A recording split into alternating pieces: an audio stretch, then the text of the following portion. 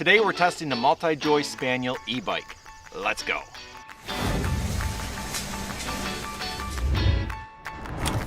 So I've been testing this e-bike for a while now and I have a lot to report, but I want to put it through the ringer today. So we're going to hit the roads, go as far as we can, kill the battery, see what kind of range we get, but also see how many different types of areas we can travel on. The road, trails, sand, whatever I can throw at it. And I'm going to report back to you along the way to see what we get out of this and what kind of bike this is. So let's get on the road.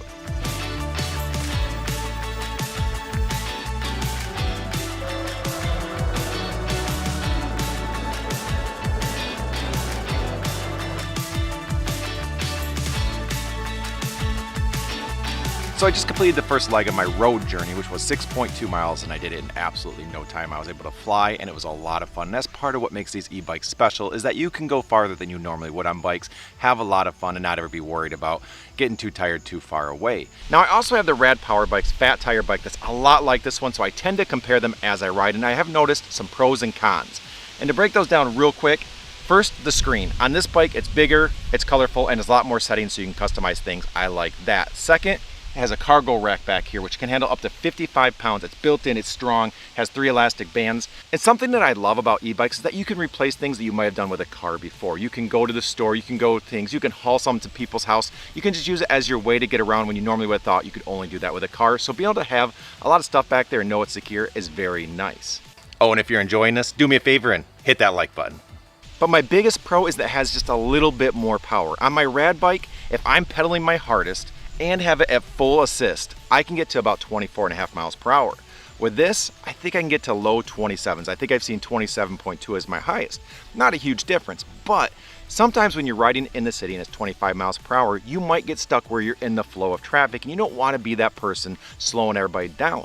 Well, with this, you can maintain that speed and know that you're not bugging any cars, you're right there with the flow of traffic, and then as soon as you can, you get out of the way. So I really appreciate that because I like to ride around town, but I don't want to slow people up. So just having that little bit more made a big difference for me. Now on the con side, this was a big one for me. It may not be for you, so I'll break it down real quick, but it has a PAS support system, which means you dial it between 1 and 5, and it's how much support you get. Now on my Rad bike, what this means is, at 1, the bike is just barely helping me out. I still have to do most of the work. At 5, the bike is doing most of the work. I can still pedal along, but the bike's really gonna do a good hunk of the work. And I like this because I can control how much work I'm gonna be doing if I still wanna get exercise, how much I want that bike to be doing the work for me. With this, the 1 through 5 settings doesn't mean how much it supports you. It means how much of a delay there is before the motor kicks on and starts doing its thing. But once it kicks on, it's pretty close to full power. And with that, if you're going around the city at the lower gears, it kind of just does all the work all the time. And I don't always want that. I want that feel of the bike under me. I want to do a little bit of work. Now, if you're thinking this is an e-bike, I bought it for it to do the work, I don't want to, you're in great shape. You're gonna have the throttle here where you can control how much power it's putting down, how fast you want to go, and then you can have that PAS system support you when you're pedaling. If you want to do it that way as well, it will just go even though you're lightly pedaling, so you'll be in great shape. Now, this was a problem for me only at lower speeds when I'm just going around the city, and even though maybe I'm riding with my kids, I want to do some of the work. Now, I can turn that off. I can go to 0 and it's just me, but I can't do it where it's just lightly supporting me. It's kind of an all or nothing thing. But if you're going to be outside of the city or just places where you can go kind of the full speed on this, if you're pedaling at the max in the top gear, you still have to work with it. You don't have to work hard.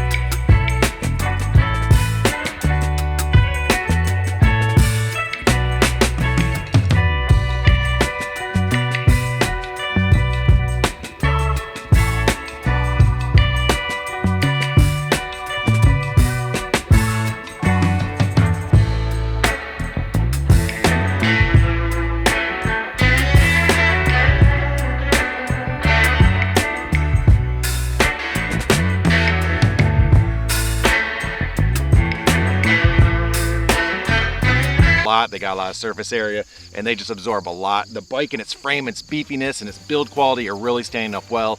Just, you can tell it's not gonna have a problem with anything I'm doing, and I'm pushing hard and I'm riding fast through this stuff. Another thing that's been nice is I've been playing with the suspension, locking it versus unlocking it and having different settings. And it really lets you tailor the experience to where you're at so you can get the feel or the conditions you want, and the bike can handle it a lot better. And that's been really nice because sometimes having the suspension absorb some of the impact has been really nice, but other times just locking it in and just going is also nice. So I've really been enjoying the ability to do that, and it works really well. But I want to find some sand.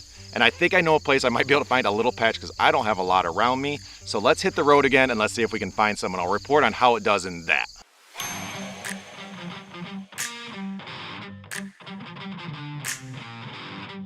Just got done with the sand portion. I didn't have a lot to work with, but it was wet and slippery, and this thing handled it like a dream, no problem at all. You're gonna be able to go anywhere on this thing. It's starting to get dark, so I'm gonna have to run home. I put 15 miles on it so far, not even touching the batteries. It has plenty left, so I'm gonna ride again another day and continue to tap this battery and see what it can do.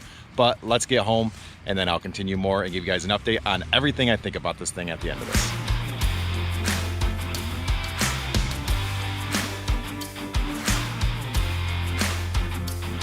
So I finished up my testing on this thing. It's time to throw everything I have at you in a rapid fire format. Starting off with assembly. It was a breeze. Really, no issues at all. It was pretty simple. Didn't really take that long. I think you're gonna be able to do it just fine. Don't worry about it. Moving on from there, a lot of the things that you want to do with this, it just does very well. First, I've said it before, but it's built very well. It seems like it's built to last. It's going to handle whatever you throw at it, so that's awesome.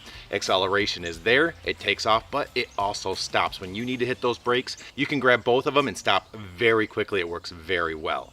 Cargo carrier can hold a lot of weight, but straps down nice and tight, giving you more ways to use this. Overall bike feels like it's built to last. I really threw a lot of things at this, hit it hard, ran through the trails full speed, and it's still working like the day I got it. It just feels like it will last you a long time, and that always feels good when you're buying something this expensive.